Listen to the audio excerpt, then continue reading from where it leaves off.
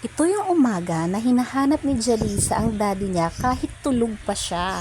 Kaya naman naisipan ko siyang i-video. Bihira lang naman kasing mangyari yan. Pero sanay din naman kasi siya na tuwing papasok na ang daddy niya sa umaga, kikis siya noon bago umalis. At kung minsan nga, paggising na si Jalisa sa umaga, sasabihin niya sa akin na hindi daw nag-goodbye kiss ang daddy niya. Pero ang totoo, hindi naman talaga nalilimutan ng daddy niya na magpaalam sa kanya. Sa akin nga palagi, walang goodbye kiss. Char. Ito nga ang nangyari habang nagla-lunch kami ni Jalisa, bigla na lang siyang umiyak. Yun pala, natanggal na yung ngipin niya sa harap na umuuga. Bago ko nga siya dyan malapitan, syempre yung cellphone ko muna yung una kong hinawakan para naman ma-video ko. Medyo naaawa rin naman ako sa itsura niya kasi talagang naiyak siya. Pero sabi ko nga sa kanya, lahat naman tayo ay nagdadaan dyan. Sino ba dito ang hindi natanggalan ng ngipin? Please comment down below. Pinapunta ko na nga rin siya dyan sa CR para naman kahit paano mawash niya na yung bibig niya. Kasi ang sabi ba naman sa akin ay, "Mami, lasang blood."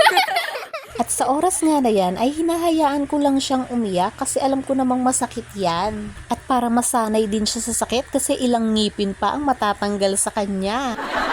At binigyan ko nga siya dyan ng malamig na tubig para ipang-gurgle niya. Para kahit paano ay makatulong sa pagtigil ng pagdurugo. Noong una ay ayaw pa nga niyang gawin pero buti sumunod din. Habang ginagawa niya nga yan ay sinabi ko sa kanya na ako rin naman ay naranasan ko rin yan. Ilang beses din akong nabunutan ng ngipin at ilang beses din akong umiyak para naman kahit paano ay maramdaman niya na hindi lang sa kanya nangyayari ang bagay na yan. At unti-unti nga ay naging maayos na rin siya. Ayan nga at binilhan ko pa ng ice cream. Binilhan ko siya ng ice cream noong umaga pa lang, hindi pa siya natatanggalan ng ngipin.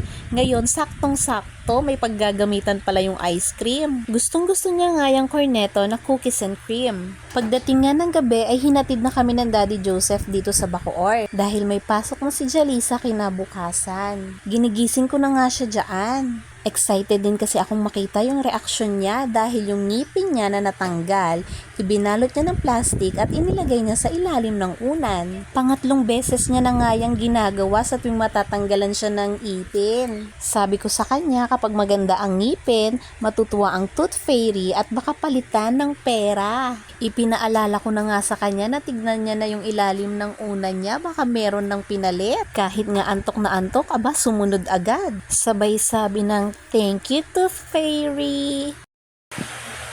How much is that? Wake up na. Baka bawiin pa yan ni tooth fairy. Dirty yan.